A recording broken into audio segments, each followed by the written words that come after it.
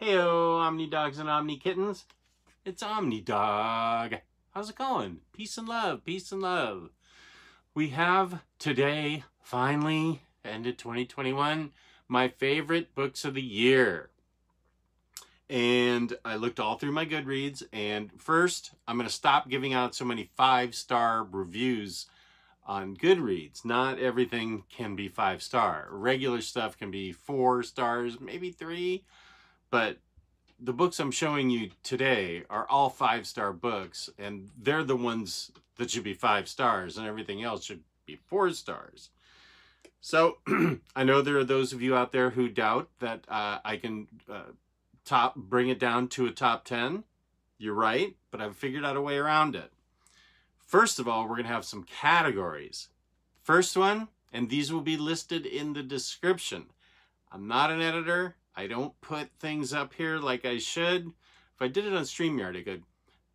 But I don't, you're not going to see surprise of the year right here where it should be. You'll see it in the description. I give good description, so you'll like what you see in the description. It'll all be separated out by category in the description. Surprise of the year for me, the Jetsons. It's been sitting in my collection for 2 or 3 years. I was just like, I'm kind of tired of Hanna-Barbera, but here's my last comic that I have to read for it. And it's by Jimmy Palmiotti. I didn't even know that. And Pierre Brito, who does really good art. And Jimmy Palmiotti, as usual, has never failed me. And it's no exception here. It is actually a really riveting story of why the Jetsons and the Earth live above the water, what the connection is, what's down below the water, how his now aged up, George Jetson's now aged up kids, Elroy and Judy, what they're up to. They're both very smart, interesting. The book is funny. Jane has a very high-powered, interesting job, and the story of how Rosie comes into their life is beautiful and brilliant. And George is the most important person at Spacewell Sprockets, and they all come together. There's lots of interesting things. There's a planetary crisis because there's a comet coming in. What they all do to band together, and it's humorous but funny. It's got, I guess, if the message is everybody try to work together, which is probably a theme of a lot of these books, but maybe not some of them. But they and here's Astro. But it's not a preachy book at all. It just handles things matter-of-factly. What happened? Why are they up on the living in the sky, and what's covering the water underneath the water below? What happens underneath the water below that may or may not have a connection to something else interesting in the story? Really good book. I just dug it. And if I talk this much about every book, it's going to be an 8-hour video. So, Jetsons, Jimmy Palmiotti, Pierre Brito, get it. That was the surprise category. In the continuing comic book section, I didn't get to read much Something's Killing the Children this year. Didn't read Department of Truth. I didn't read a bunch of single comics. But what I did manage to read was a fantastic comic, and I can't wait to see where it goes, and that's We Live, Volume 1. I've already given a review on it, so you can go back and check that out. But it's basically an apocalyptic tale, and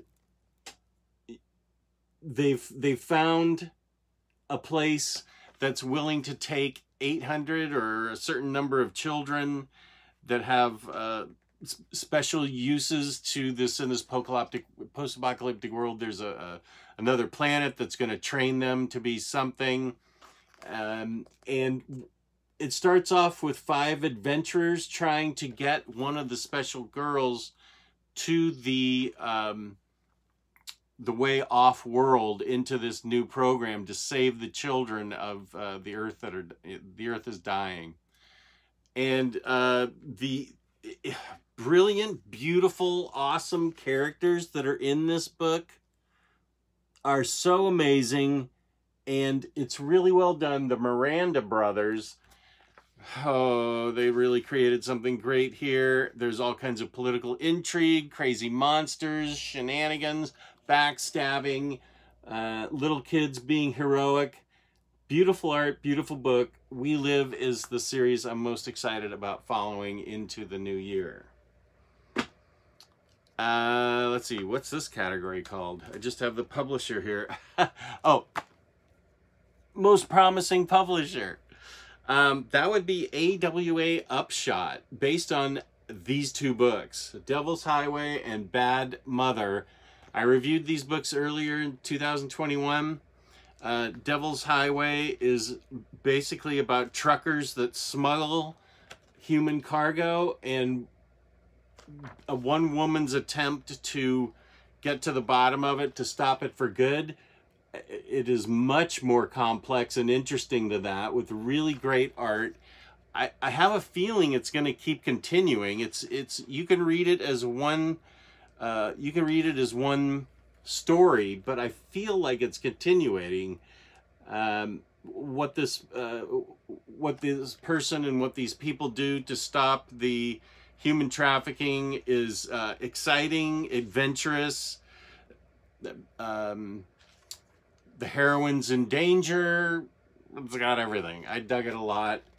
And Bad Mother, also from AWA Upshot. This mother, this like typical soccer mom, has her daughter kidnapped and goes rogue on the system to get her back.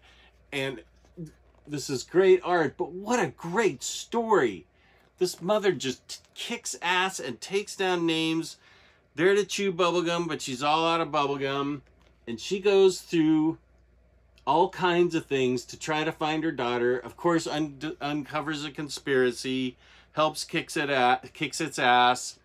And this was a rollicking, great story. So I highly recommend Bad Mother. This was just one and done. Favorite Omni of the year. I read this early in the year, and it remained my favorite. New Mutants. Quite thick. Read it in a day. It was so interesting. I just blazed through the pages. It's not too wordy, even by its standards of whenever it was put out. Totally fun. Love the New Mutants. Love this book. I like New Mutants and Young Mutants better than I like the older Mutants, except for certain characters. But this was really a well worth book getting. Lots of fun. Can't wait for New Mutants 2. That was the Omnis. The Omni that I just voted on. So now we get to my favorite books. I'll just give a little bit on each book because every one of these has gotten a review on my channel. And if you're more interested in more depth reviews, then you can search my library. I don't know if I should have them in any particular order. I do have a top pick, and I think I have 12 books. 1, 2, 3, 4, 5, 6, 7, 8, 9, 10, 11, 12, 13. Okay, 10 plus 3. That's pretty good for me. We'll start out with Wind. What a great book by James Tynion and Michael Dialnus. The art is so fun and cool, and it's the story. Y'all know James Tynion. This one is the story of magic in the kingdom being illegal, and what they do to root it out. And a small child named Wind, I think. Where am I going with this? A young boy named Wind, yeah. He still has magic in him, and it's all been hunted out. And the king has an evil sidekick that goes out to try and kill all magic. This little kid, Wind, has magic that's been hidden for all these years. There's also palace intrigue. There's escape, there's mass murder, there's lots of magic, great fantasy story. I loved it. There's romance, great, and of course, great art. And I loved this book. James Tynion. The only thing is, it's a small edition that I have. This thing is crying out to be. I can't wait for volume 2, which I think comes out soon. But it is a small book. This thing begs for a library edition with this great art. Another one. These are probably going in order, I think. This one, everybody knew I was going to have an Ed Brubaker book on, and this is Destroy All Monsters.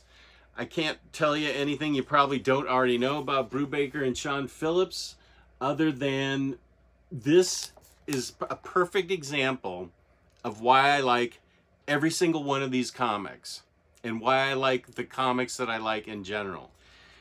It is so capable of getting us emotionally involved with the characters and caring what happens to them and caring what they do. Now, this is my argument why comic books are every bit a legit medium as television and movies. That's what movies and TV do. They try and get you hooked into emotionally caring about the characters so they can build the story. Comic books aren't any different, and and I'm going to make the same argument for books. This does it with words and pictures, and it does it brilliantly. I care about these characters in Destroy All Monsters. This is the 3rd book in the series by Brubaker and Phillips, the Reckless series. Ethan Reckless, I'm sorry. Great crime fiction. Great private investigative stuff. Something that Brubaker does so well and that Sean Phillips can illustrate so well. Reckless is a movie theater owner. He takes under the radar private investigation cases, and of course there's like 4 or 5 other things going on behind the scenes, so you never see some of the things coming, and that's what's great about Brubaker. You all know, everybody knows about Brubaker. No, I think let's pick this one next. This one is kind of a tragedy.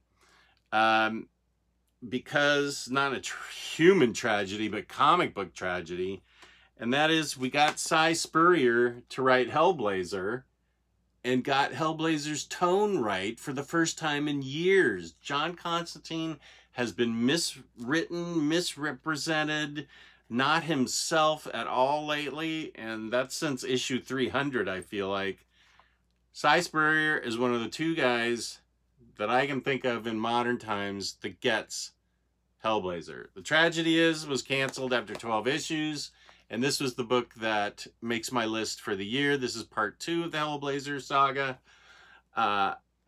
It's brilliant with John Constantine. Nothing is simple, and there are 7 or 8 different things going on in this book that he all wraps up, and as usual, makes some enemies, does make a friend in this. The point is, if you like Hellblazer, this is Cy Spurrier's run is fantastic. The voice of Constantine we've been looking for so long. Followed by somebody else that gets Constantine, Tom Taylor. This is a Black Label book, Hellblazer Rise and Fall. People dropping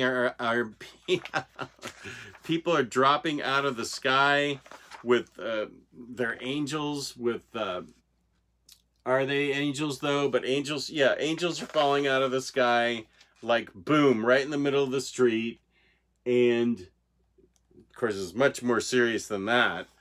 But the art is Derek Robertson, and Tom Taylor also knows John Constantine. Just wonderful and brilliant. The book moves at a breakneck speed with a cast of great characters who are super interesting, and John Constantine gets his voice back again. So, totally worth it. Hellblazer, Rise and Fall, by Tom. If I said Tom King, I meant Tom Taylor. I may, if I ever said that, I meant Tom Taylor. Tom Taylor? Tom Taylor? Tom Taylor. Okay, Tom Taylor, he also wrote Friendly Neighborhood Spider-Man. Not a 2021 book, but this is when I read it in 2021. I think it's a 2019 book. But this is the book that everybody should want because it is actually your friendly neighborhood Spider-Man. Dealing with neighborhood issues while trying to be a good neighbor and still be Spider-Man, while there's always villains and crashing buildings and everything that come after him. The story has great art, and it has deals with a lot of Spider-Man's interactions in the community as friendly neighborhood Spider-Man, and then what he does to protect the community when bad guys seek him out. In this book, there's a couple things going on, one with Aunt May and one with what they call Under York. Wait, what do they call it? It's under the city of New York, and he meets a spunky woman called the Rumor. The basis is they have to travel through dimensions to get to Under York. Kingpin's in charge as mayor. Blah blah blah. Very touching, very moving, but really funny. These are some of the best, the most well-written humor Spideys that I've read in a long time. I was going to say Zdarsky, but I don't remember the life story was really that funny. It was more touching. But I'll reread it when it comes out in hardcover. Second book deals with some of the same characters, but a different form of evil. And it all takes place in Spider-Man's neighborhood. There's even one issue of MJ kicking ass on her own, which is always good. These are two of the best Spider-Man books you're going to read. You can easily read them from a beginner standpoint. You just need to know who Spider-Man is. And the Spider-Man expert, all the way up to the Spider-Man expert, Tom Taylor writes great Spider-Man. I would love to... Oh, he's signed to DC. Okay, never mind. Let's see. What's next? What's next? Delicates. I didn't ignore you, indie readers. This woman, Brenna Thumler, is on her way. This is the sequel to Sheets. And in this, as usual, insecurity and awkwardness. Friendships are made. Friendships are strained. She does a really good job at drawing this mean girl right here. Look at that girl. Is that a mean girl or what? So Brenna Thumler gets the middle school vibe. And when you have, it's also about friendships, odd friendships, being accepted, but not in a preachy way. It's a very fun, interesting story to read. Just like Sheets, a long chunk of it is you feel a little bit kicked around because you're feeling what the character's feeling. First of all, happy ending. Don't worry. I know I'm spoiling it, but things come together. Everything's cool. And Brenna Thumler, this will appeal to anybody who likes good comics, who likes independent comics, who is interested in coming-of-age tales, not coming-of-age tales, just what middle school life is like. This book can appeal to everyone, I think. And of course, she's also dealing with her undead friend that floats up into her laundromat as a good sequel to Sheets. So, five real stars to delicates. I love this book and think it's boss. And I think that, pretty sure this was an OmniCat recommendation. No, I'm sure it was. Where am I going to find out about sheets and delicates? I'm such a superhero goof. But great book. You will dig it. And I think you need to read Sheets first, obviously, and then read this. Okay. Now, everybody knows I'm a Harley Quinn fan. Fine. I am capable of judging good and bad Harley stories. Just so you know, I don't think everything thrown out there has been good. It has not been. I read the first issue of the new one with Riley Rossmore and art, Stephanie Phillips, I think, and I thought it had a lot of good potential. It was really good, the first issue. Harley Quinn Eat, Bang, Kill Tour, meh, didn't dig it, not a fan. So you can see I am capable of making objective opinions when it comes to Harley. So when I say Harley Quinn in the Murphyverse is good, I mean it's really good. I did a video on this book and another book called Harley Grows Up. She's not the goofy clown. She's not the murderous clown. In the Murphyverse, she's a bit of an anti-hero and maybe on her way to becoming just a hero. If you followed the Murphyverse, you know, well, I don't want to spoil it for you, but in the Murphyverse, a lot of things got changed around. Batman became wanted. The Joker was Jack Napier, and he actually had a normal personality for a while that Harleen Quinzel could access and help. But this is the third book in the series, and we find Harley helping GCPD, and at the same time watching over her two hyenas and her two children from Jack Napier, aka the Joker. She is helping to find, with the FBI and the GCPD, a killer that is wanting to... There's no crime in Gotham right now, in the Murphyverse. She wants this new killer. It wasn't... I didn't give anything away with saying she, because it could be he or she, or it could be both. Where was I? There's a new killer out there that wants to become a new criminal by killing old movie stars. There's lots of back matter that doesn't get discussed.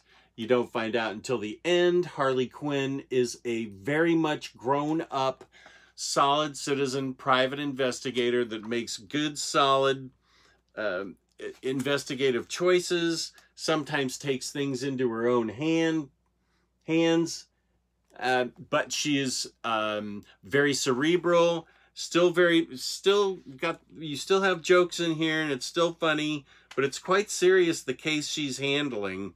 And this is written by Katana Collins, who's Sean Murphy's wife. She totally deserves it. There's no nepotism whatsoever going on there. This story was well written and well drawn by Matteo Scalera. Apologies. But high marks to this. This is not your typical Harley Quinn story. She's very grown-up investigator, still set in the Murphyverse, so there are some things that are a little bit different here. I love the Murphyverse, and if you do too, you'll dig this book. Okay, next book in my top favorites of the year. Top favorites, my favorite graphic novels, Last God. We interviewed Philip Kennedy Johnson, Taylor Brown and I did, and what he's created here is amazing, I think. This is a fabulous fantasy book. I'd say it's pretty, not pretty R-rated, it's just R-rated. But the book jacket itself folds out into a map, which shows our hero's quest and a layout of the lands. Not only did he go to this trouble, he wrote the music for... He created a world that is amazing, with amazing lore in it, music that he wrote for the current generation of people in the fantasy book. And let me show you some of the artwork. And then he scripted it so that it went along with the ancient music too. Obviously, he's a musician, but the lore he has created is a huge, deep, vast, interesting, fascinating world where there's a sickness represented by a monster. Well, I will say he's the monster. The monster is the sickness. They thought the conquering heroes thought they had finished off this monster 30 years ago. Apparently not. And so there's a new quest going on to end what's causing this sickness, this pestilence, this it turns people into crazyoid creatures. So they are going to go on another quest, a new band, including some old bands, and so it's told in flashbacks.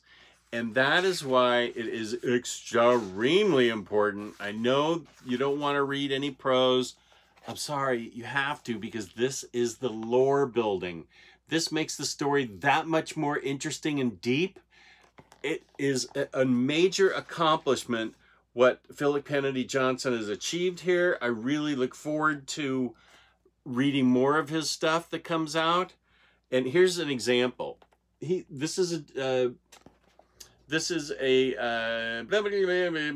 Flowers of Tawny Lane is one of the oldest traditional songs of Radhu and Mahi. So he scored it himself and then scored it in ancient music, which he wrote. So to miss the interstitials is to miss half the book. Take your time, read these, go through it, follow the map, enjoy the gorgeous artwork, and enjoy, I think, a big accomplishment to build a big world like this that's so interesting with so much back matter and characters I care about. I think is a major achievement. And Riccardo Federici, I didn't even know he did interiors. And so this book deserves an absolute, no question. The artwork is crazy good, and it goes along with crazy good writing. If you like fantasy, if you like world building, if you like really cool stories, Last God. And that will take me to, I think I reviewed these two books together. So that would... Barry Windsor-Smith's Monsters. This is... I gave... in my video, I give more history along this book, because this book just didn't get whipped out and published. This has a long history. A little controversial. If you go to my Last God and Monsters video, I can explain it more in depth. This book is by Barry Windsor-Smith and is a tour de force, brilliantly written, brilliantly illustrated story of a leftover Nazi Germany super serum, a poor kid who's down and out and needs a lift in life by joining the army. They experiment on him. But is he the only monster in the book? No. There's plenty of monsters to go around in this book. This book is compelling and interesting and really well researched. I can tell he put a ton of time into this. And it's got a few storylines that go along with it that all intersect at a certain point. And this just is... we are lucky to have Barry Windsor-Smith, and we're lucky he can write. Some artists can't write. He can. This is just a treasure. It's a big book. It's a fairly...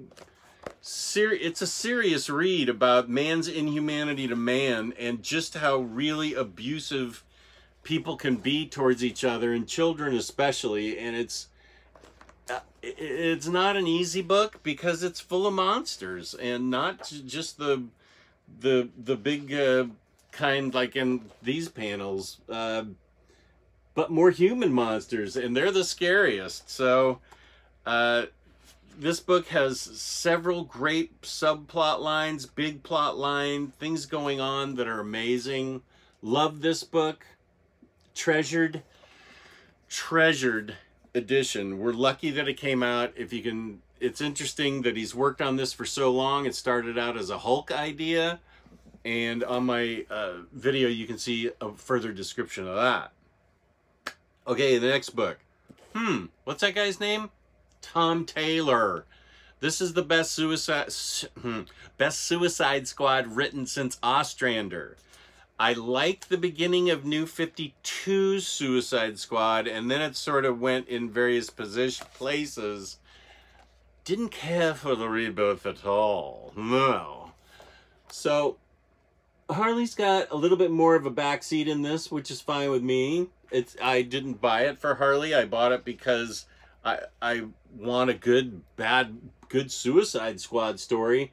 And Tom Taylor, of course, nails it out of the park. Sorry to be a broken record, but you can tell who my writer of the year is. It's easily Tom Taylor. This book is exciting and fun and funny and goes tons of different places you wouldn't expect because this is Tom Taylor, and it's a great Suicide Squad. It's the one we've been waiting for a while now. If you like the Suicide Squad movie that came out in 2021, you will love this. And you should like the Suicide Squad movie that came out because it was great. And so is this. Oh my goodness. Tom Taylor? Well, this is the year I read Deceased. And we started it, Taylor and I did, back in 2021.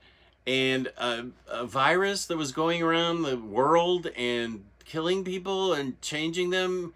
Back in April of 2020, we decided to put it off. And we picked it up at various times during 2021. Tom Taylor, as usual, beats on it, and he is great. This is not a zombie book. This is a book about a technovirus started by Darkseid and infects anybody that's looking at a screen, on their phone, on the internet, on the television. But it's a technovirus that affects them in a mind-controlled way, sort of, not really, into violent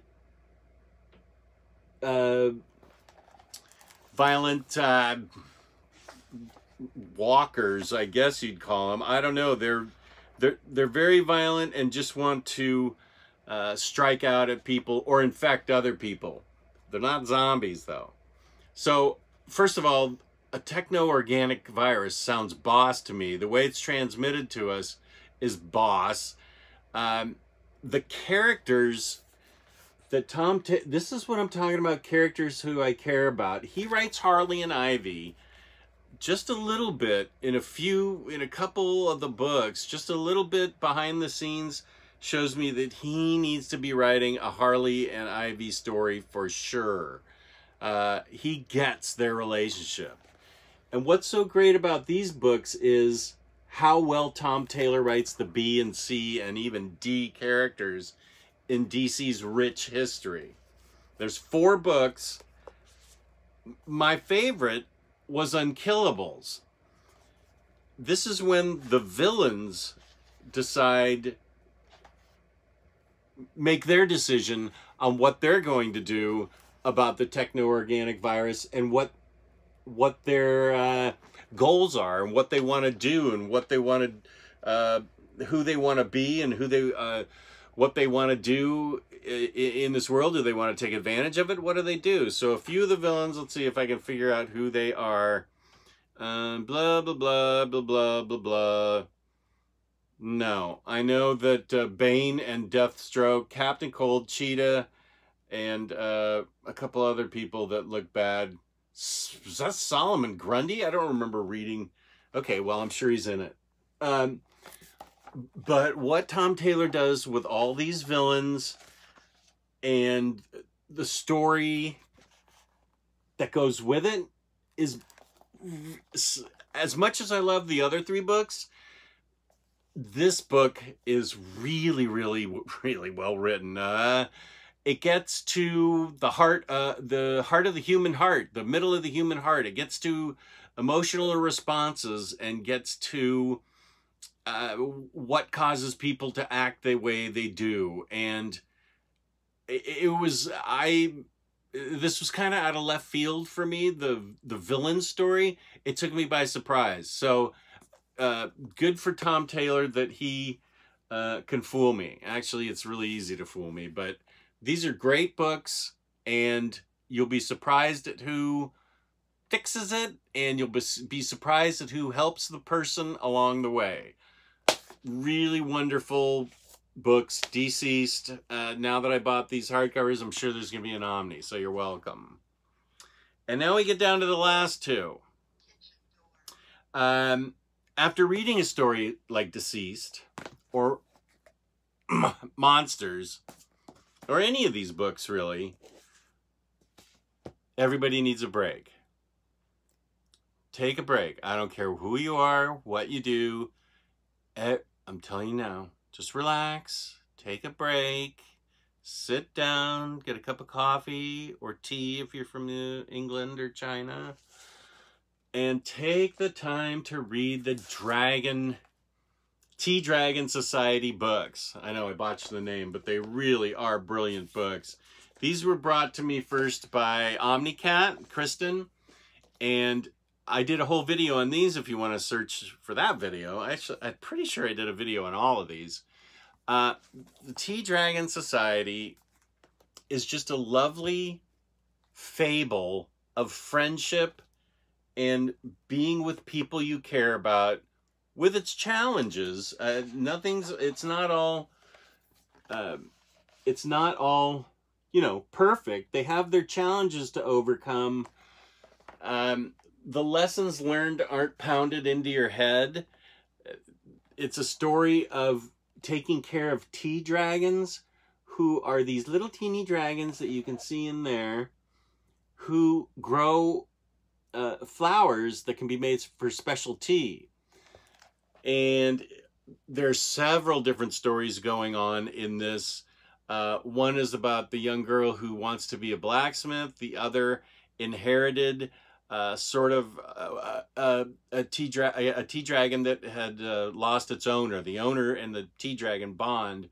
And so this was kind of a troubled tea dragon, and she spends the entire book series trying to warm up to it. You have to take great care with your tea dragons to make sure they get the right blossoms to make the really boss tea. It's tea dragon tea. That's got to be awesome. But the creator, they did a great job of making an all-ages fantasy. There's dragons in it too. It's a fantasy. There's animal people, anthropomorphic, and humans working side by side. Not everything has to be smash 'em ups. Not everything has to be Superman and Batman. As much as I love them, just take the time and relax and read these 3 books, and you'll just be transported to relaxation. Here's what you do. Get some ambient music, put it on, read 3 of these books, all 3 at a time or 1 at a time. I think once you finish one, you're going to want to finish the others. And read them and just relax. Just take time for yourself. Give yourself a break. Read the Tea Dragon books. Give yourself a break. I'll tell you what, not only with your coffee, you need to have cookies. Have cookies. You never know. Cookies could be your last meal on earth. Have cookies. Have dessert first. blame it on me when your wife objects to when I say have dessert first. But I'm telling you, have cookies with your tea. Okay, I'm all riled up now and I'm talking about relaxing. Have cookies with your tea and relax with 3 great books that are just a delight for all ages. Grown-ups can totally get into it. I totally got into it. I made it one of my top books of 2021. Here's my top book, and you'll need Tea Dragon books after reading this book. This is Joker Harley. This is I think this is Cami Garcia's best book. I've read I've read the young adult books she's done. Those are good too. This is a crime procedural in which it appears the Joker has reared his head again after 5 years. It's not clear to me they call him the Joker in this or that he calls himself that. But the art style, Harley's called in, again, to the GCPD to use her special knowledge as a crime psychologist in this. She goes just by Harley Quinn. She doesn't like to be called Harley Quinzel. This is the most grown-up you're ever going to see Harley. It doesn't even look like Harley. So it's done in black and white by, Miko Suyin. And I was already given a lesson on how to say your name, sir, madam, and I'm very sorry. What she's called into to solve are very unusual murders that are artistic, and they keep getting more and more sophisticated and artistic, these murders from the serial murder. So she's trying to solve the crime while he's trying to solve her. She blames herself or hasn't been able to live with herself after and this is where it gets cool because Mike Mayhew does the flashbacks and they're, Mike Mayhew, yow. These are the flashbacks of Harley back in her med school days when she discovers one of the first murders of the Joker. And so she's got a vested interest in this. Here's more Mike Mayhew art, but the majority of it is Miko Suyin. Sorry, it's awesome. And Harley is hard-nosed, intelligent. She's extremely dedicated. She wants to solve this. She goes through several different channels to get her information. To me, this was really a well-written crime procedural that just happened to have Harley in it as the character. And the way that the Joker manifests himself, his backstory, what he's like now, pretty well handled for a character I hate. This is a very interesting look into the human psyche, what creates people that are bad, what motivates Harley. It's just a whole ton of fun. It's grisly, though. I'm not going to lie. It's grisly. These are some grisly crimes that are done sending a message, and it's up to Harley to decide what the message is. I don't want to spoil it for you. I hope I haven't said anything that will spoil it for you, but I love this book. And I think you will too if you're interested in crime, especially. I wouldn't think of it as a Harley book. I would think of it as she just got thrown in there as the protagonist, because it's a great crime procedural, but she shows a ton of kick-ass backbone, which is what I like, a strong female protagonist. And the very last panel really makes me want more. I want more of this. So there it is. I'll list them for you so you can look for them, find them yourself. I appreciate everybody's support. I appreciate everybody watching this. Thank you for watching this so much. I appreciate all my fans and viewers. You mean everything to me, and I appreciate everybody watching this. So thank you. Please like, subscribe, and comment. Please comment. I love comments. Peace and love. Peace and love. Don't have my remote control.